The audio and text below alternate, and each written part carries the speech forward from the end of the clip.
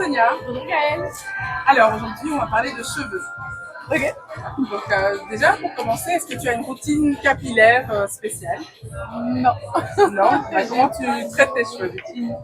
Alors comment je fais? Déjà j'ai pris conscience il y a quelques temps qu'il fallait que je les hydrate. Je ne savais pas du tout. Et je pense que ça doit être la base du soin capillaire. J'avoue que j'ai pas de routine. J'ai pas encore trouvé ma routine. Parce que j'avoue que ça fait plusieurs années que j'essaie plusieurs produits. Et comme aussi j'aime bien jouer avec mes cheveux, des fois je fais les colos, des fois je fais ceci, des fois je fais cela, je regarde vraiment le produit qui sera le mieux pour moi. Ce que je sais et que je fais, c'est pour démêler mes cheveux. Tu vois, quand il y a des nœuds, j'utilise de l'huile de coco. Okay. Et ça fonctionne a pour toi. révolutionné surtout ma vie de maman, parce que j'ai pas des cheveux très compliqué à travailler, mais ma fille, elle a un super beau cheveu, il est beau, il est fort, il est puissant, il est épais, il est vraiment magnifique, mais il est très dur à gérer, à manipuler. Oui, à manipuler, et elle a vraiment beaucoup de volume, et du coup, dès qu'on lâche un peu, dès qu'elle fait son afro, parce qu'elle est fière d'avoir son bel afro, il y a des nœuds. Et ça, c'est vraiment quelque chose que je ne bouge pas, j'ai trouvé, c'est l'huile de coco pour démêler les cheveux. Sinon, moi, j'essaye de pas trop les laver parce qu'apparemment, c'est pas très bon.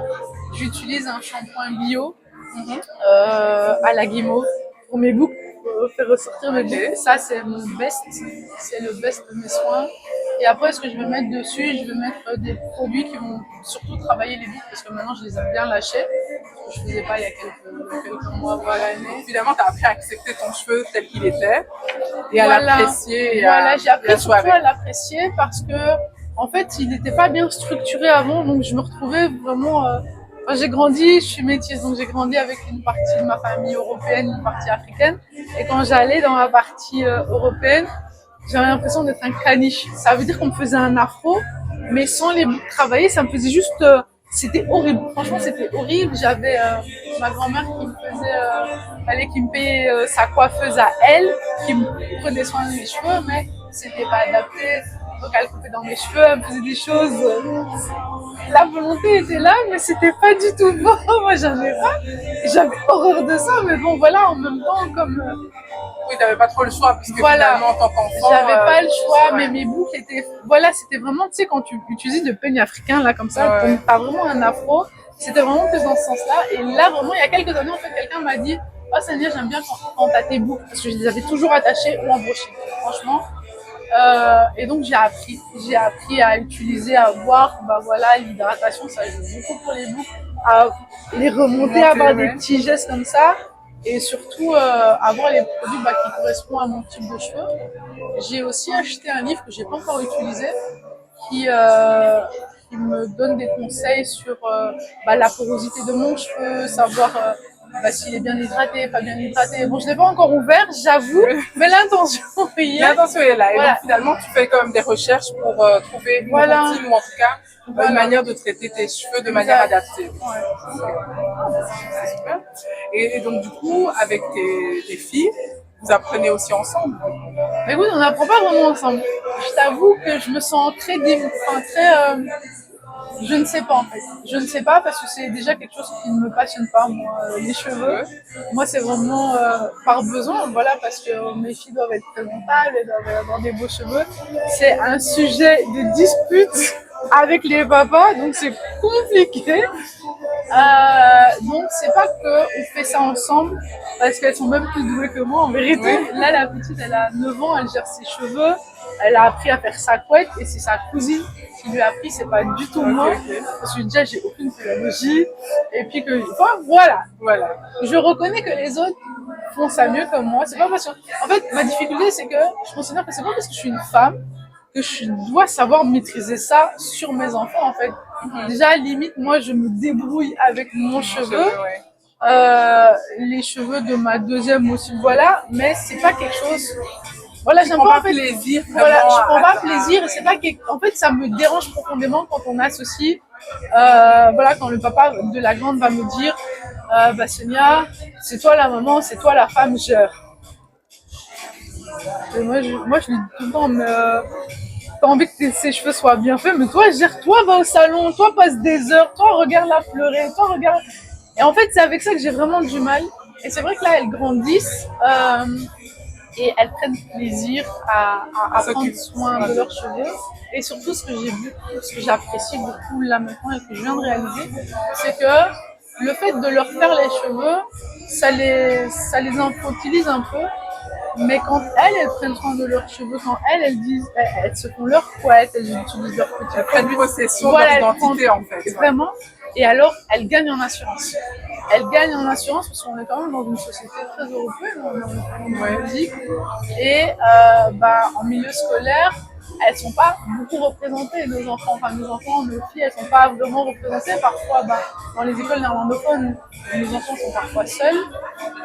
Et donc, le fait de leur apprendre à traiter leurs cheveux, à manipuler leurs cheveux, à leur donner des astuces de coiffe, parce que je ne sais pas faire du tout, ça leur donne vraiment une force et ça leur permet de se dire je suis africaine, je suis belle, j'ai de beaux cheveux et je m'assume au naturel. Merci beaucoup, Sonia. Merci à toi. À bientôt. À bientôt.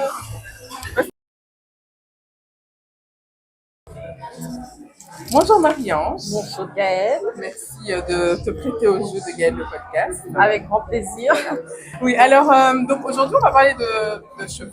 Oui. Au salon de la beauté et du cosmétique. D'accord. Je voulais savoir, est-ce que tu as une routine capillaire? Alors ça va être simple et rapide. Non. Tout simplement parce que je souffre d'alopécie et du coup ça fait bientôt 1 an que j'ai décidé en fait de raser régulièrement le temps de tout retravailler d'abord de l'intérieur pour que l'extérieur soit guéri. Voilà, soit guéri et se remettre petit à petit. C'est vrai qu'aussi je me suis habituée à avoir la boule à zéro, donc voilà. J'ai pas vraiment de routine capillaire. Et donc du coup tu as créé la marque de foulard. Oui, pour un peu habiller finalement aussi ta coiffure. Exactement. Parle-nous un peu. Donc en fait, Maëlys c'est né vraiment d'une blague, d'un challenge, parce qu'à l'époque je faisais des ateliers, donc j'animais quelques ateliers de foulard. Mais au fur et à mesure, les gens demandaient plus parce qu'ils n'avaient pas arrivé à refaire ce qu'on avait appris en atelier. Et c'est de petit à petit en fait que je me suis mise à penser, à réfléchir autrement. J'ai cherché gauche-droite et j'ai commencé à créer les turbans malléables. Donc c'est des turbans pensés, réfléchis pour faciliter l'attaché du foulard grâce à différentes subtilités comme le fer malé, faire du fil de fer pour justement faciliter cette manipulation du foulard. Et ça s'est vraiment concrétisé quand malheureusement ma mère elle a eu un cancer, donc j'ai créé des turbans pour elle et elle a aimé et je me suis dit pourquoi pas, et c'est pour ça que je dis ça a commencé vraiment comme ça, comme une blague, et petit à petit j'ai commencé à le professionnaliser et c'est comme ça qu'est né Maëlys Headwrap. Et donc est-ce que pour toi du coup tes cheveux, est-ce que pour toi c'est ton identité? Est-ce que tu penses que ça a vraiment un impact sur ton caractère, sur la personne que tu es? Bah écoutez, je dirais oui et non, parce qu'il ne faut pas se mentir, les cheveux c'est vraiment la première chose qu'on remarque chez une personne, et ça a été dur justement le moment où j'ai décidé de raser, parce que j'avais l'impression que je perdais une partie de moi-même et que j'étais pas complète et ce genre de choses. Grâce à mon mari et mon entourage, j'ai appris à apprécier ma boule à zéro et me redéfinir autrement. Et en fait, je me suis rendu compte qu'une femme, c'est pas uniquement, ça s'arrête pas aux cheveux. Tu peux très bien ne pas avoir des cheveux et en fait dégager cette force, cette féminité, cette beauté, simplement par tout ce que tu dégages de l'intérieur qui ressort de l'extérieur, en souriant tout simplement, en étant gentille, courtoise, et tu vas illuminer comme une queen, quoi, tout simplement. Les cheveux, pour moi, maintenant que j'ai traversé ça, je sais que ça ne définit pas simplement une femme, quoi. Donc voilà. En tout cas, beaucoup d'assurance et on aime beaucoup aussi ta collection de foulards. Merci, merci. Merci à toi. À bientôt. À bientôt. Oui. Alors bonjour Diane. Bonjour Gaëlle. Merci de venir à mon micro. Avec plaisir. Alors, je sais que tu es spécialiste de la beauté, donc tu sublimes beaucoup de visages. Yes. Mais on se demande quelle est ta routine capillaire? Quel est ton rapport avec tes cheveux? Ok. Donc ma routine capillaire, je dirais que je suis quelqu'un qui utilise beaucoup tous les artifices dont on dispose aujourd'hui, donc tissage, perruque, etc. Mais effectivement en dessous j'ai des cheveux naturels que j'arbore pas beaucoup, Mais dont tu prends soin. dont je prends soin. Et donc relativement basiquement, j'ai des produits de la marque Afrocare qui est présente sur le salon, que j'adore. Franchement, je trouve ça hyper efficace. Moi, je suis quelqu'un qui suis très lazy pour tout ce qui est routine. Donc, faut me faire un minimum de produits, un minimum de trucs, sinon tu me perds. Et donc, voilà, j'ai un shampoing, après shampoing, une crème. Ah non, en fait, c'est un produit qui combine les deux. Donc, c'est une espèce de masque slash après shampoing, tout ça. Ouais, je l'utilise aussi. Ouais. Voilà, donc je lave, je mets ça, et puis après au quotidien je mets un spray, c'est ça, à base de graines de lin qui hydrate, redéfinir un peu les boucles et tout, et voilà, c'est tout. Ok. Et je natte.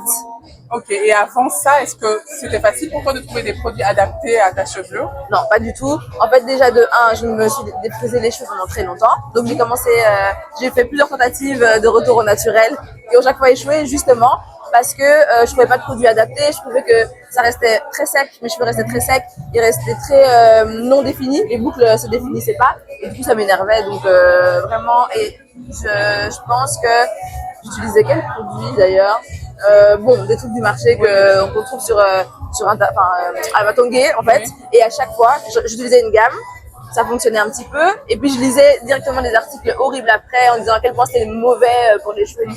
Bon, ouais, je Et pour la recommence. santé aussi. Voilà. Non, même pas parce que ça va, c'était des trucs pour les curly hair, mais ça a séché beaucoup, etc. Tu vois, et donc j'ai eu beaucoup de mal à trouver, effectivement. Mais je suis super contente parce que maintenant il y en a plein en fait. J'ai découvert, moi je connais Aude de Yorocher aussi, j'aimerais bien tester ses produits à elle aussi, donc franchement je suis contente. Donc finalement, on est arrivé à un stade où il y a le choix. Ouais. Et donc chacun peut un peu. C'est ça, je pense tester, qu'on n'est pas encore au niveau optimal, tu vois, c'est encore les débuts, mais d'où on vient, voilà, moi je me réjouis déjà de cette avancée-là, et en plus, je suis hyper contente que ce soit des produits faits par des femmes noires aussi, parce que c'est très sympa de mettre notre argent partout, mais pas dans la communauté. Donc là, ça, je suis très contente. Des marques belges aussi, parce que je suis aussi, voilà, on est quand même ici, et je pense qu'on doit, voilà, on est obligé de penser aussi à la réduction du circuit de consommation, etc. Exactement, Donc ouais. franchement, je suis super contente. Mais est-ce que tu penses que ces produits qui finalement sont de meilleure qualité, il n'y a pas parfois une barrière à l'achat? Parce que en termes de prix, oui. Parce que Moi, je suis pas la bonne personne pour ça parce que moi, je dépense.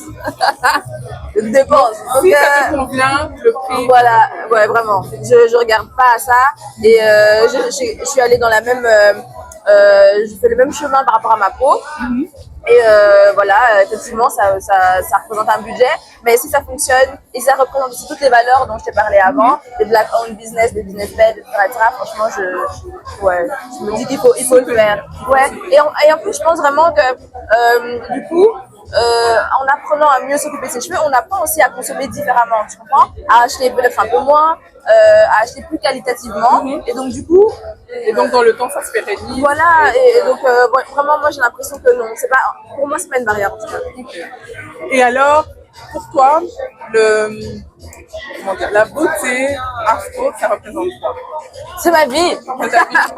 Dans la beauté afro, ça représente énormément de choses, ça représente mon combat au quotidien, ça représente aussi une forme de réconciliation avec mon histoire, avec le fait de nous toutes aussi, nous tous de la communauté noire, vivre ensemble, se sentir mieux dans nos peaux, et ça fait partie du travail. Alors je pense pas que la cause sociale et géopolitique et humaine sera réglée par la beauté, mais je pense que c'est un élément important en termes de représentation, en termes d'estime de soi, etc. Donc je trouve que c'est essentiel en fait. En tout cas, merci. Merci à toi, comme d'hab, un plaisir, à bientôt. Merci.